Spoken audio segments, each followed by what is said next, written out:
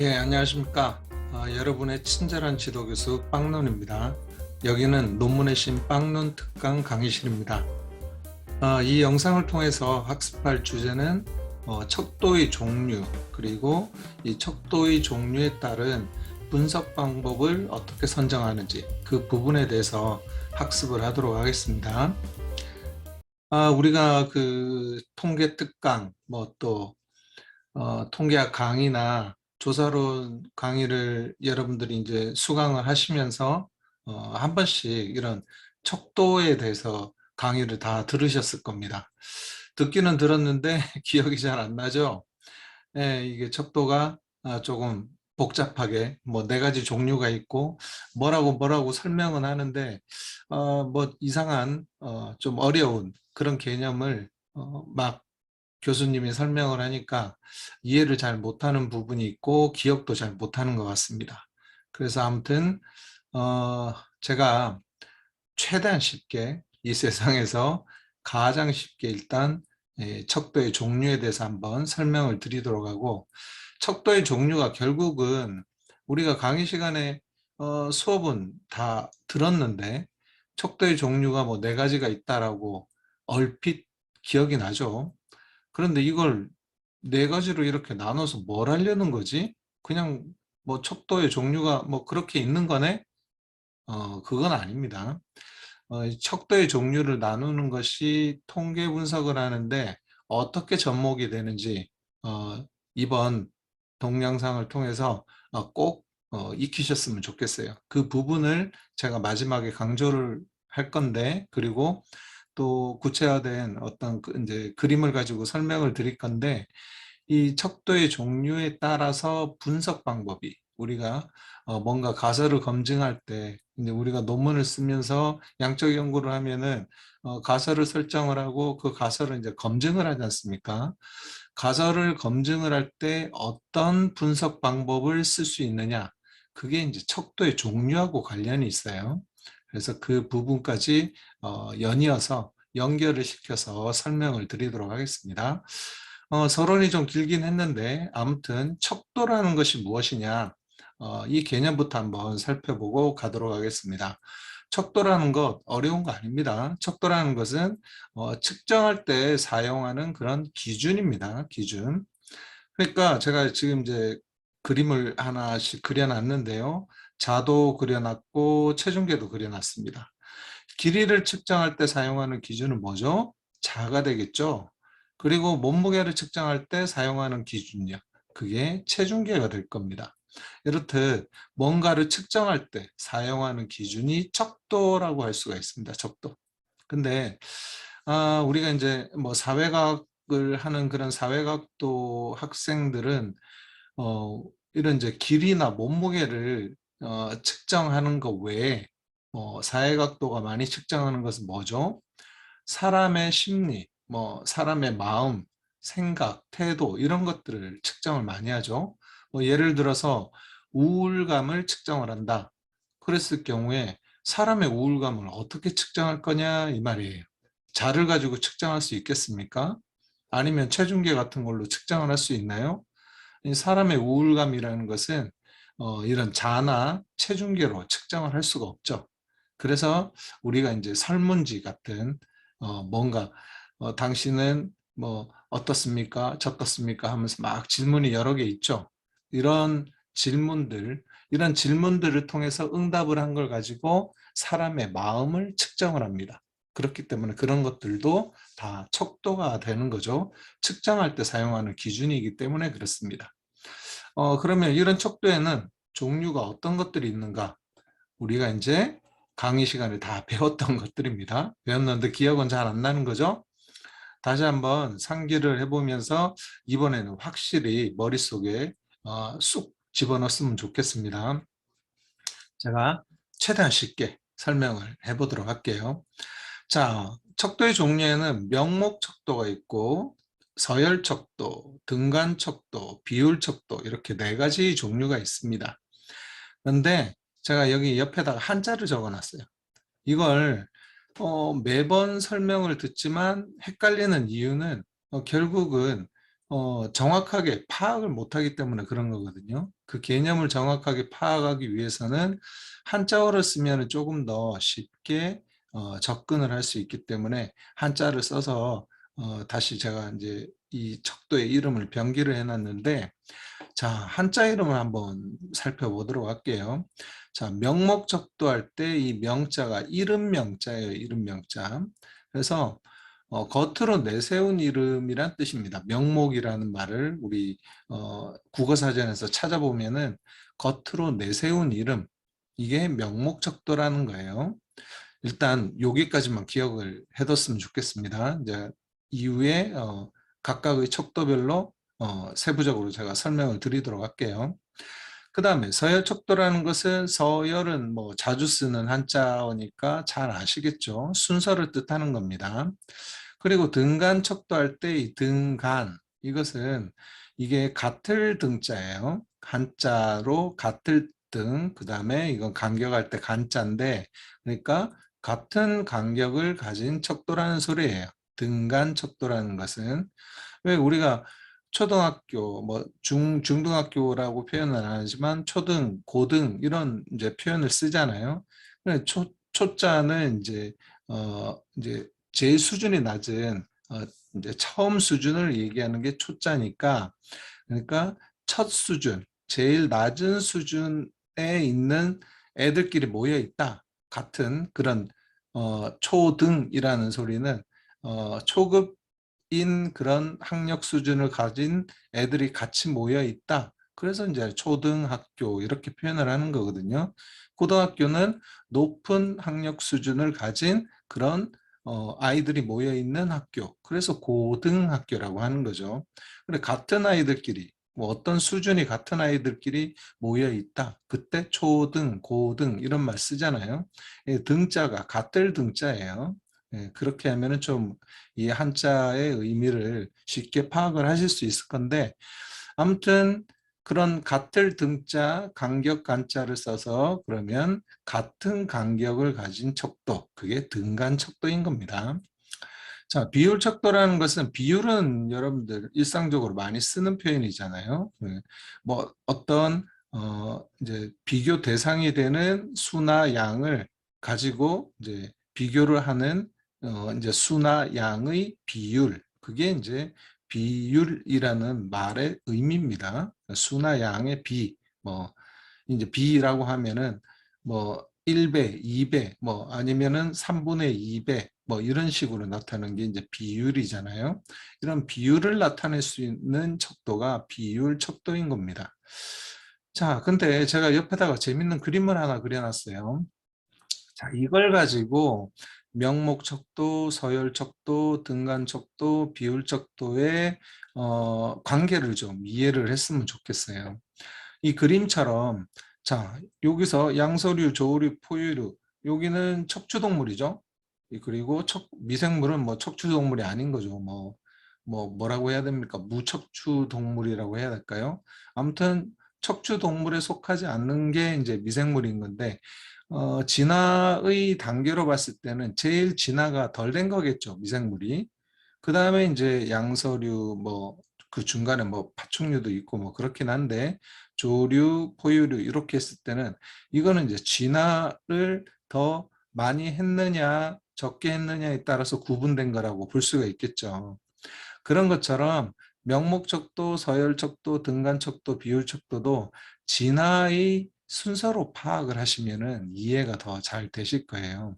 그러니까 명목척도는 진화의 단계로 봤을 때는 최저의 단계에 놓여 있는 척도다, 이렇게 생각을 하시면 돼요.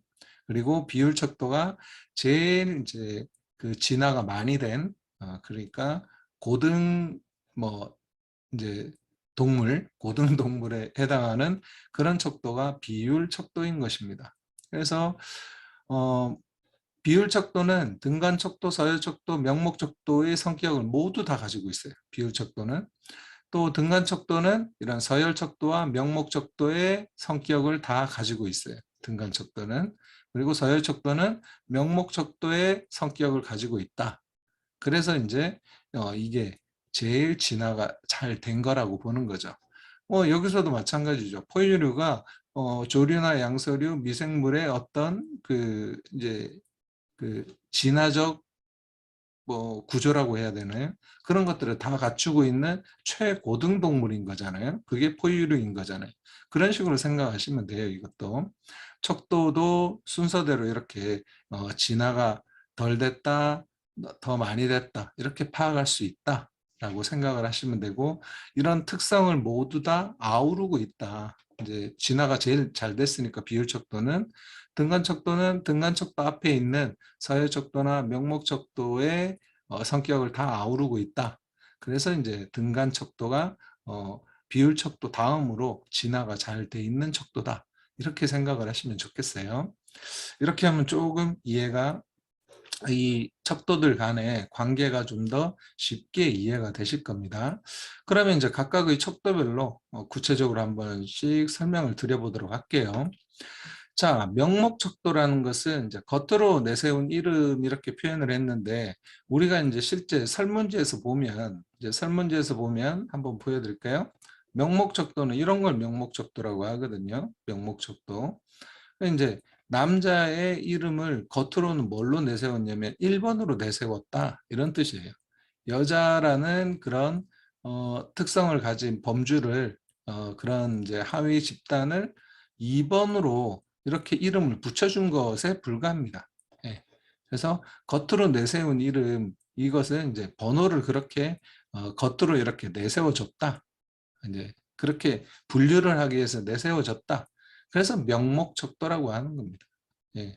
여기에 이제 명목이라는 이 이름을 조금 기억을 하시면 좋겠어요. 겉으로 내세운 이름, 그래서 명목척도라고 부른다라는 건데, 이 명목척도는 자, 표본의 특징에 따라서 하위 계층을 측정을 이제 하도록 되어 있는 척도입니다. 자, 이게 무슨 말이냐? 표본의 특징, 이제 성에 따른 특징. 그러면 남성, 여성 이렇게 하위 계층을 구분을 할 수가 있잖아요. 계절을 가지고 이제 특징을 계절로 삼았을 때는 어떻게 하위 계층을 나눌 수가 있죠? 봄, 여름, 가을, 겨울 이렇게 나눌 수가 있죠. 네. 이런 식으로 이 어떤 표본의 특징에 따라서 하위 계층을 이렇게 나눠서 측정을 하는 것을 명목척도라고 하는 것입니다. 그리고 이런 이제 하위 계층으로 분류를 했을 경우에 이 각각의 분류는 서로 대립되는 거죠.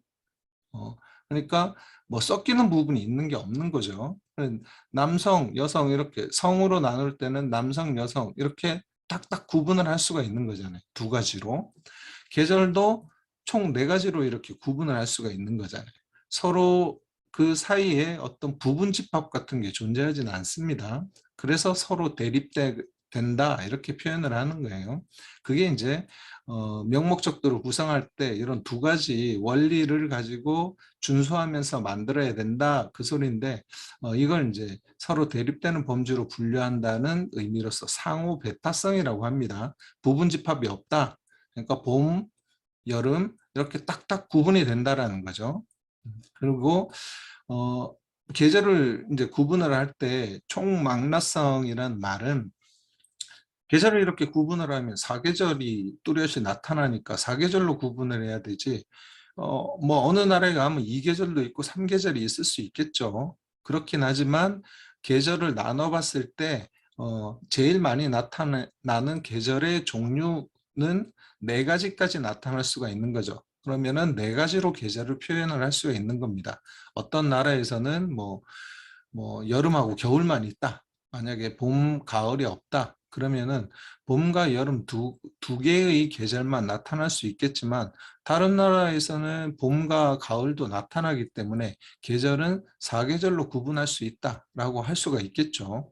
그래서 이런 총망라성은 계절에 포함되는 이제 모든 하위 계층을 분류를 다 할 수 있게끔 나타내는 것을 이제 총망라성이라고 하는데, 우리가 이제 설문을 구성을 할 때 이제 그 여러분들한테 이제 제가 유튜브에서 뭐 첫 번째, 두 번째 동영상 그 이제 통계 기초편 관련된 동영상으로 설문지 제작하는 방법하고 코딩에 관련된 그런 동영상을 제가 이제 게시를 했는데 거기에 보면 이제 제가 설문지 예시를 들어 놓은 게 있어요. 거기 그 설문지 예시를 보면 이런 명목 척도를 구성을 할 때 총망라성, 상호 베타성을 기초로 해가지고 구성을 한 걸 알 수가 있습니다. 예를 들어서 이제 성을 이렇게 나타내는 그런 이제 뭐 명목 척도를 가지고 측정을 하는 설문 문항을 구성을 했다. 그랬을 때 1번 남자만 집어넣어 놓고 2번 여자는 없애버리고 이거는 저기 표현을 안 했을 경우에 그럼 이상한 거죠. 예. 그러면 이제 모든 하위 계층을 다 표현한 게 아닌 게 돼버리잖아요. 그래서 총망라성이 이제 위반이 되는 거겠죠. 위배가 되는 거겠죠. 그래서 다 나타내야 된다 이건데, 근데 이제 이런 경우에요. 총망라성이라고 했으니까 다 이제 망라를 해야 되는데 예를 들어서 이렇게 이제 이하라는 것을 만약에 표현을 안 했을 경우에요. 이렇게 이제 설문을 만들었다면 총망라성에 위배가 되는 그런 설문 문항이 된다라는 겁니다. 왜냐하면은 이런 경우에 응답자가 만약에 초등학교도 들어간 적이 없어요. 그러면 이제 그런 분들을 무학이라고 하잖아요. 무학. 이제 뭐 학력이 전혀 없다, 없을 무자를 이제 집어넣어서 무학이라고 표현을 하는데, 그분은 만약에 내가 학교를 다닌 적이 전혀 없을 경우에는 여기 표시할 데가 없는 거예요. 체크할 데가 없는 거예요. 그죠? 예, 초졸, 중졸, 고졸, 대졸 이상만 나와 있으니까. 그래서 모든 걸 다 표시할 수 있게끔 만들어줘야 되는 거죠. 그래서 초졸 이하로 한 겁니다. 그러면 초졸 이하로 하면은 무학인 사람은 이제 초등학교를 졸업하거나 그 이하의 학력을 가진 사람에 내가 속하구나 하면서 1번을 체크할 수가 있게 되는 겁니다. 그래서 이하가 만약에 안 들어간다면 총망라성이 위배가 되는 거예요. 이렇게. 모두 다 포함을 해야 되는데 하위 계층을 구분할 때 모두 다 포함이 돼야 되는데 어떤 하나가 빠져 있으면 안 된다는 겁니다.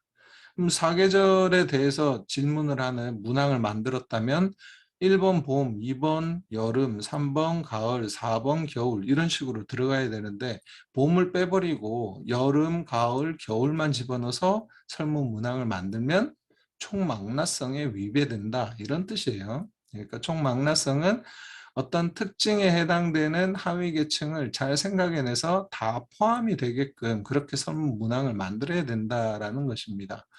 그런 부분에 있어서 많이 헷갈리는 부분이 이런 부분이에요. 이하, 이상 이런 걸로 나타낼 때 이제 또 특히나 이제 숫자를 가지고 나타낼 때요. 이제 연령대를 표현을 할 때 이제 많이 헷갈리는 부분 중에 하나인데 만약에 당신의 연령대가 어떻게 됩니까? 이런 이제 설문 문항을 만드는데 이제 1번 항목에는 20대 미만이라 하고 2번 항목에는 30대 뭐 3번 항목에 40대 이상 뭐 이렇게 했으면 총망라성 위반이 되는 거예요. 위배가 되는 겁니다. 왜냐하면은 미만이라고 했을 때는 포함을 하지 않고 적은 것을 미만이라고 표현을 하잖아요. 그리고 포함을 하고 적은 값을 나타낼 때는 이하라고 써야 됩니다. 제가 아까 1번 문항을 20대 미만이라고 하면 20대인 사람은 체크할 데가 없게 되는 거예요. 네, 그래서 20대 이하 뭐 이렇게 해서 미만, 초과, 이상, 이하를 적절히 잘 써서 설문을 구성을 해야 된다 그겁니다. 이거 굉장히 많이 틀린 그런 설문지를 제가 보게 되는데 그 학위청구 논문에서요. 그거는 좀 조심해서 잘 사용을 해야 된다. 총망라성 위배가 되지 않게끔 잘 설문지를 구성해야 된다. 이것도 기억을 해주셨으면 좋겠어요. 자, 명목척도는 뭐 이 정도로 설명을 드리도록 하고, 자, 서열척도는 이제 순서를 나타내는 겁니다. 그래서 순서의 관계만을 이제 측정을 하는 거예요. 그냥 뭐 등수를 1등, 2등, 3등 뭐 이런 등수를 가지고 만약에 설문 구성을 한다 그러면 그 순서의 관계만 측정을 하겠죠. 그래서 이 값 사이에 이제 측정한 값 사이에 어떤 차이가 이제 존재를 하는 거죠. 1등, 2등, 3등 하면 순서의 차이가 존재를 하는 거잖아요. 근데 그 차이의 크기는 사실은 알 수가 없습니다. 그래서 1등, 2등, 3등 하면은 1등하고 2등 사이에는 한 등수 차이가 나는 거 아니냐. 그리고 2등하고 3등 사이에도 한 등수 차이가 나니까 뭐 차이의 크기는 같은 거 아니냐라고 할 수 있지만 그런 개념은 아닌 거죠. 예를 들어서 뭐 이제 그 운동 경기를 하는데 이제 여기 이제 시상식 하는 장면이에요. 자, 뭐 스피드 스케이팅을 가지고 예를 들어보죠. 스피드 스케이팅 선수가 이제 겨루기를 해서 1등, 2등, 3등이 됐어요. 그랬을 때 등수 간에 한 등수씩 차이가 난다고 해서 이 1등과 2등의 실력 차이가 딱 1만큼 차이가 나고 2등과 3등도 실력 차이가 1만큼만 딱 차이 날까요? 그건 아니죠. 스피드 스케이팅을 가지고 제가 예를 들었는데 만약에 뭐 1000m 스피드 스케이팅을 했다. 그래서 뭐 1등인 사람이 몇 초에 들어왔다 할까요? 뭐 40초에 들어왔다. 뭐 실제로 그렇게 기록이 나오는 건지는 정확히 모르겠는데 아무튼 1등이 40초에 들어왔다고 하면 예, 한번 그렇게 저기 그 뭡니까?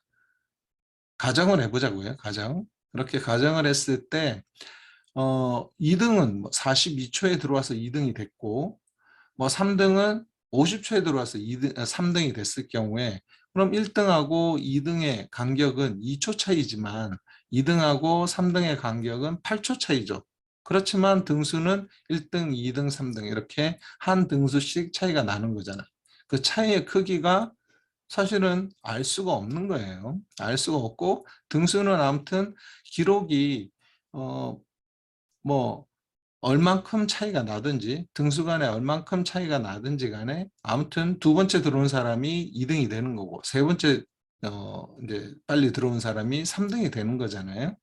그래서 값 사이에 이런 이제 우리가 측정을 했을 때 1순위, 2순위, 3순위로 이렇게 실제로 측정을 하게 되면 그 값 사이의 차이가 존재는 하지만 차이의 크기는 알 수가 없다. 그래서 이제 서열척도라고 그런 이제 척도를 서열척도라고 이제 부르게 됩니다. 우리 학점도 마찬가지예요. 이제 대표적인 서열척도라고 볼 수 있는데 A 플러스 점수를 줄 때 사실은 이제 뭐 학교에서 이제 교수들한테 지침을 주죠. 그래서 이제 100점으로 환산을 했을 때 95점 이상의 점수를 획득한 학생에 대해서 A 플러스를 주게끔 되어 있습니다. 그리고 이제 95점에서 90점 사이일 경우에 이제 A0, A0에 이제 학점을 주게끔 뭐 그렇게 되어 있죠. 그렇기는 한데 아무튼 A 플러스라고 했을 때 이 A 플러스와 A 플러스의 이제 100점으로 환산했을 때 점수가 95점 이상인 사람은 다 A 플러스를 주는 거잖아요. 그래서 A 플러스를 받은 사람하고 A를 받은 사람하고의 이제 순서상의 차이는 있죠. A 플러스가 더 좋은 거니까요. 그런데 실제로 100점으로 100점으로 그 환산한 점수로 계산을 할 때는 몇 점의 차이가 있는지 정확하게 그 차이의 크기를 알 수는 없겠죠. 왜냐하면 95점에서 100점인 경우에 A 플러스를 주고 90점에서 94점까지는 A0를 주니까요. 그러면은 A0를 이제 받은 학생하고 A 플러스를 받은 학생하고의 차이가 꼭 뭐 실제로 이제 100점으로 환산을 했을 때는 5점 차이만 나는 건 아니겠죠. 1점 차이가 날 수도 있죠. 예를 들어서 94점인 사람하고 95점인 사람하고는 1점 차이지만 학점으로는 A 플러스 A 제로가 되는 거잖아요. 근데 제일 많이 차이가 난다 그러면 100점인 사람하고 94점인 사람이 A 플러스 그 다음에 A 제로를 받을 확률이 있겠죠. 그렇게 되면은 6점 차이가 날 수도 있잖아요. 차이의 크기는 사실 알 수가 없습니다. 순서만 알 수 있는 거죠.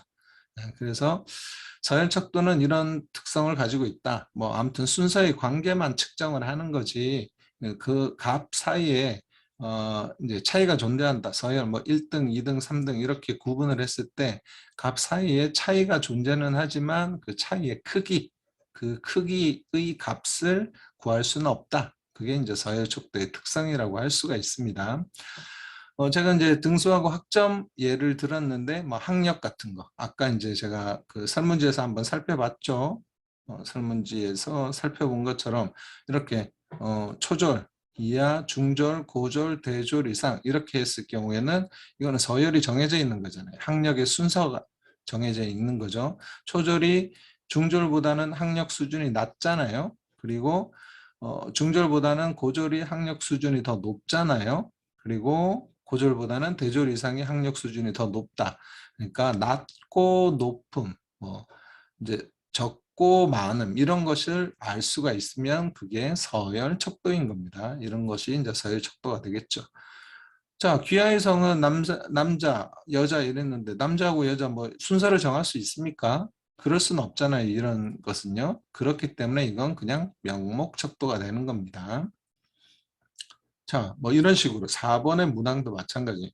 자, 뭐 평상시에 누구와 대화를 가장 많이 하십니까? 하면서 1순위에 뭘 적고 2순위에 뭘 적으라고 했잖아요.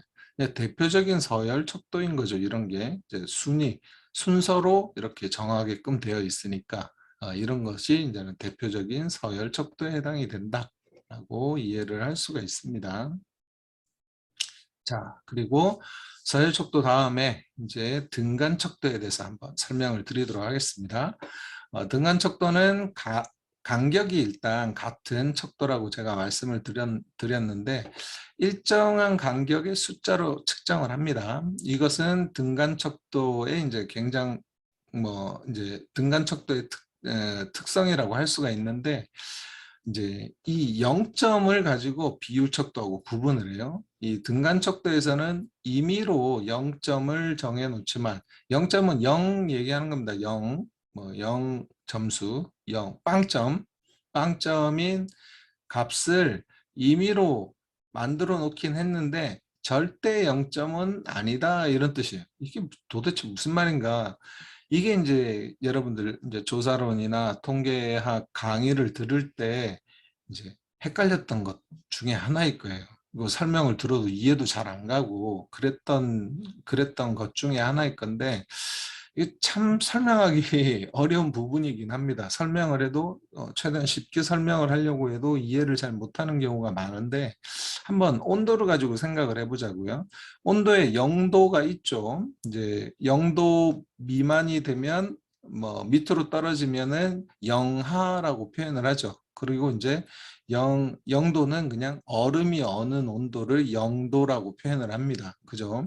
그리고 이제 0도보다 높으면 영상의 이제 온도를 갖는다라고 하는데 그러니까 영상의 온도는 뭐 1도, 2도, 3도, 4도 이렇게 나가겠죠. 그리고 영하의 온도는 마이너스 1도, 마이너스 2도 뭐 이렇게 이제 영하 1도, 영하 2도 이렇게 표현을 하잖아요. 그때 이제 0이라는 온도가 분명히 있긴 있습니다. 근데 한번 생각을 해보자고요. 이때 얘기하는 0도, 온도의 0도는 온도가 아예 없는 건 아니죠. 이제 아예 없다라는 것은 아니고 온도가 있긴 있는데 이제 온도가 존재는 하는데 얼음이 어는 그 온도를 이제 뭐라고 부른다? 이제 영도라고 부르는 겁니다. 이제 임의로 정한 0이라는 거죠. 완전히 없다라는 의미의 0은 아니라는 거죠. 절대 0점이라는 얘기는 뭐냐면 완전히 없는 0을 얘기하는 거예요. 그러니까 숫자로 우리가 0이라고 표현을 했을 때 그 0은 없는 것을 0이라고 표현을 하잖아요. 그래서 빵이 없다, 뭐 아니면 돈이 없다 이럴 때는 빵의 개수가 없다라는 거죠. 0이라는 것은. 그렇게 이제 아예 없는 것이 절대 0점이에요. 절대 0점. 근데 온도라는 것은 뭡니까? 이제 따뜻한 정도가 온도잖아요. 한자어의 뜻으로 따지면은.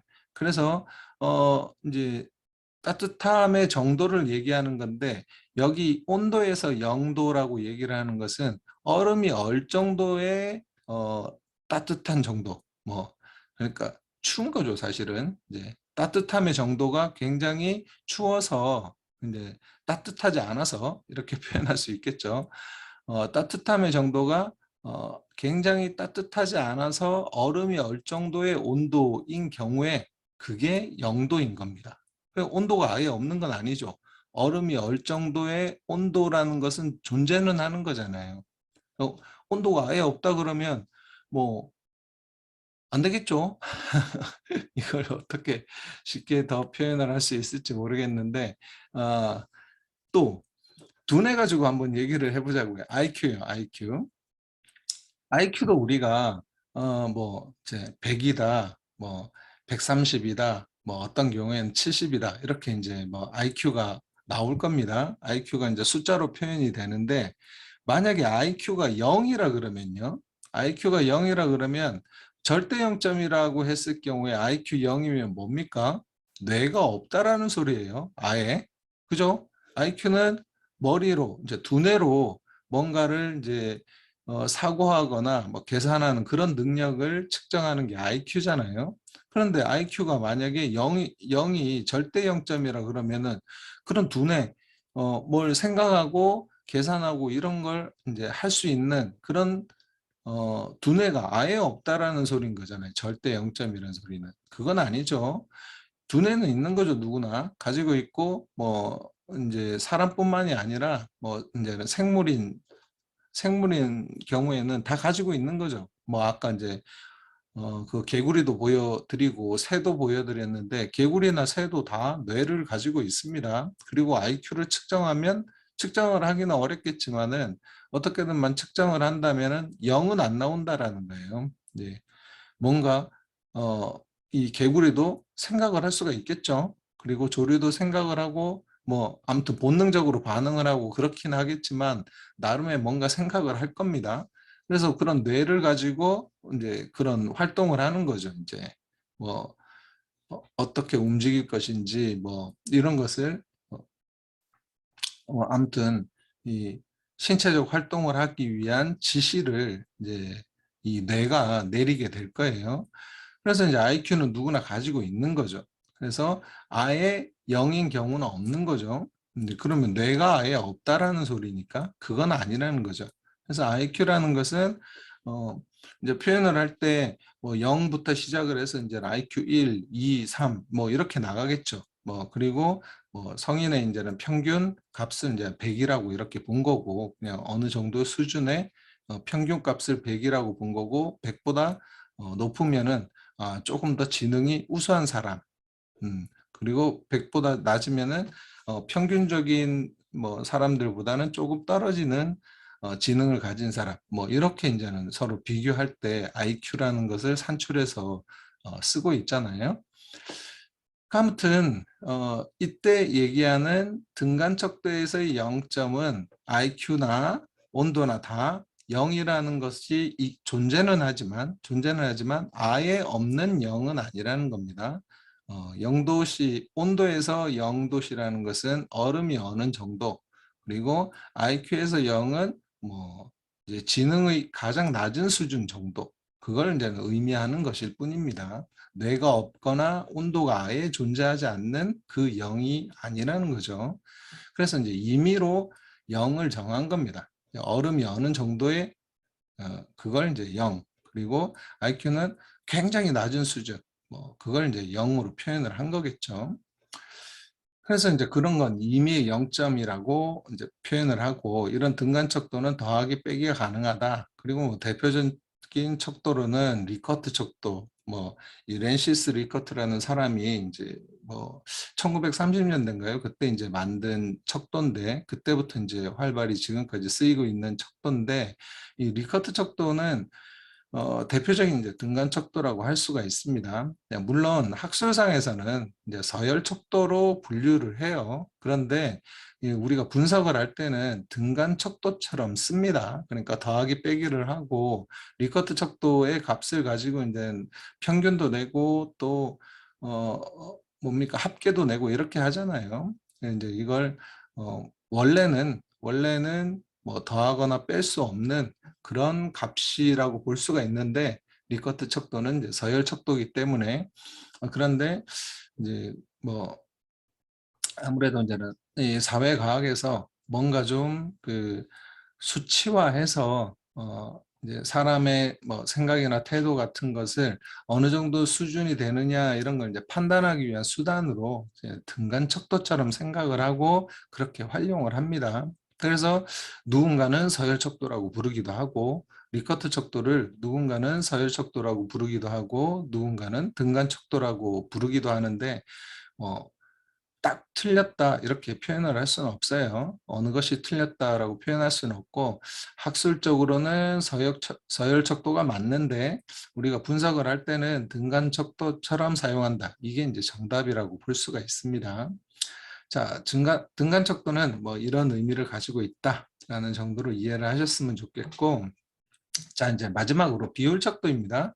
이 비율척도는 이제 수나 양의 어떤 비율로 나타낼 수 있는 거라고 했는데, 자, 일정한 간격의 숫자로 측정한다라는 것은 여기 등간척도하고 똑같아요. 일정한 간격의 숫자로 측정한다. 왜 같은데 등간척도라 부르고 비율척도라고 이렇게 나눠서 부를까요? 예, 비율척도에는 그 제가 아까 열심히 설명을 했던 그 0점이 절대 0점이 있는 거죠. 절대 0점. 그러니까 빵이 존재하는 겁니다. 아예 없는 빵. 그러니까 뭐 인구수, 매출액 이런 걸 나타낼 때 뭐 인구수 0명 나올 수 있잖아요. 0명. 뭐 예를 들어서 어느 마을에 사람들이 살았는데 그 마을이 뭐 어떤 이제 뭐 공해로 인해서 아니면은 뭐 다른 이제는 뭐 천재지변에 의해서 그 마을에 한 명도 안 살게 되면 인구수가 어떻게 되는 거예요?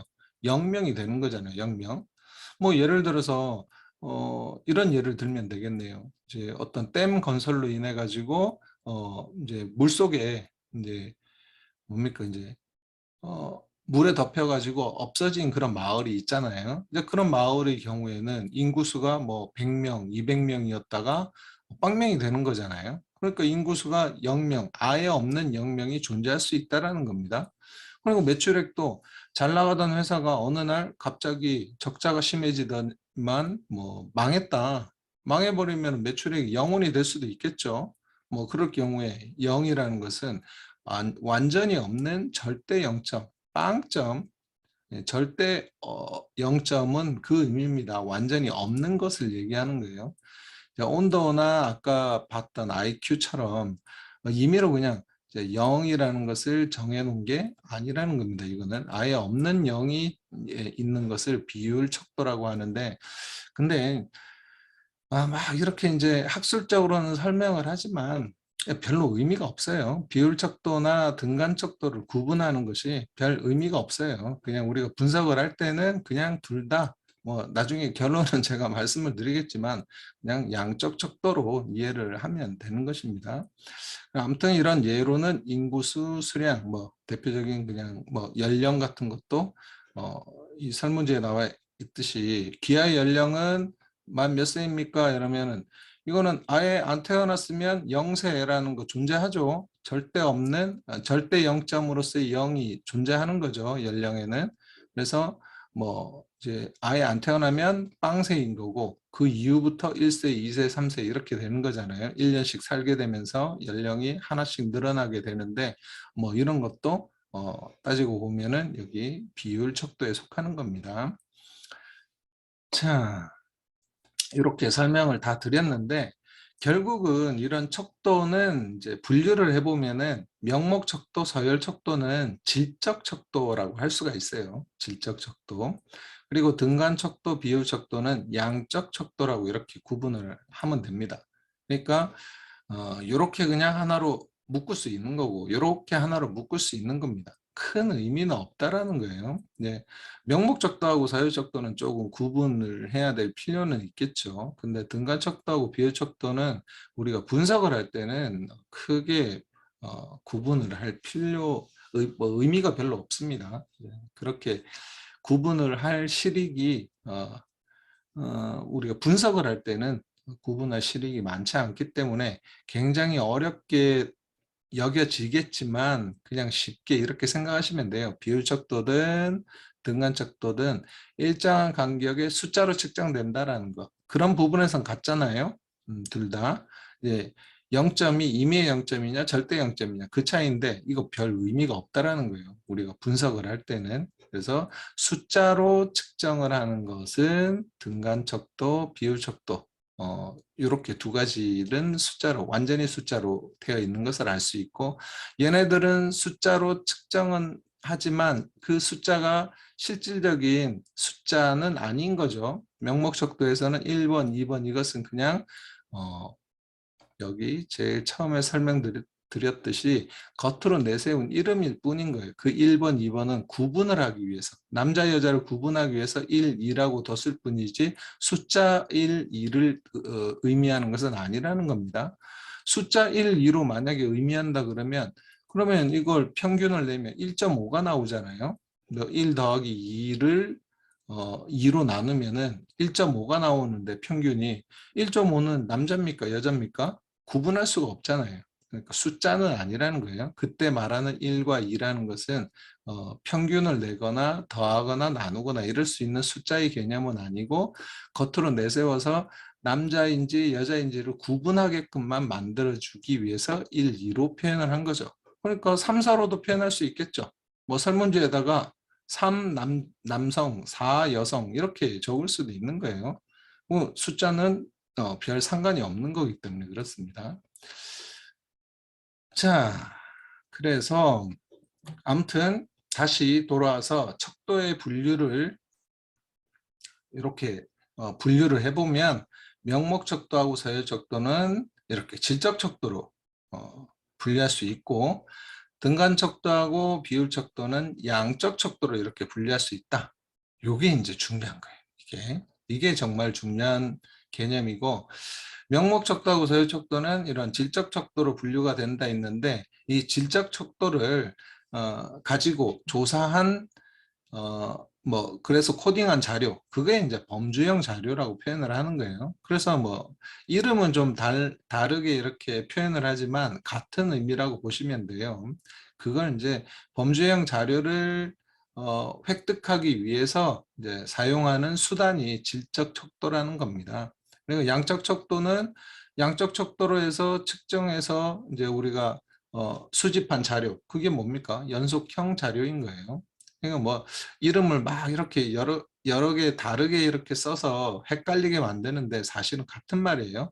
질적 척도, 질적 자료, 범주형 자료 같은 의미를 담고 있다라고 이해하시면 되고, 양적 척도, 양적 자료, 연속형 자료 이런 것은 같은 의미를 담고 있다라고 이렇게 이해를 하시면 됩니다. 자, 이번 강의의 결론은 이거예요. 결론은 이 그림입니다. 이 그림. 이 그림을 이해하시면 되는 거예요. 그래서 척도의 종류를 왜 그렇게 막 구분을 하느냐. 결국은 이것 때문에 그런 거예요. 이거. 네. 그러니까 척도의 종류를 질적 척도, 양적 척도로 구분을 해서 독립변수가 질적 척도로 되어 있느냐, 양적 척도로 되어 있느냐, 종속 변수가 질적 척도로 되어 있느냐, 양적 척도로 되어 있느냐에 따라서 분석 방법을 이렇게 쓸 수가 있다라는 거예요. 분석 방법이 막 여러 개 이렇게 나와 있는데 이 도대체 어떨 때 쓰는 거냐, 그걸 막 헷갈려 하시는데, 이제 그 통계 왕초보님들은 이렇게 이 표를 정확히 기억을 하시면 돼요. 그래서 독립 변수가 만약에 뭐 질적 척도이고, 그러니까 독립 변수가 질적 척도 중에서 뭐라고 할까요? 이제 명목 척도일 때, 독립 변수가 명목 척도이고 종속 변수가 양적 척도라면, 그러면 어떤 분석 방법을 쓸 수 있다고요? 요 질적 척도와 양적 척도가 교차돼서 만나는 부분의 분석 방법 뭐죠? 독립표본 T검정이나 분산 분석을 쓸 수 있다라는 거예요. 이게 아무렇게나 정해지는 게 아니라 독립 변수의 척도의 성격, 그리고 종속 변수의 척도의 성격을 가지고 이 분석 방법이 정해진다라는 거예요. 그래서 독립 변수나 종속 변수가 둘 다 범주형 자료라면 지적 척도라는 소리죠. 그럴 경우에는 교차 분석을 한다라는 거예요. 그리고 독립 변수가 양적 척도라면 독립 변수가 양적 척도인데 종속 변수는 질적 척도인 경우, 이제 대표적인 게 뭐죠? 독립 변수가 양적 척도로 되어 있는데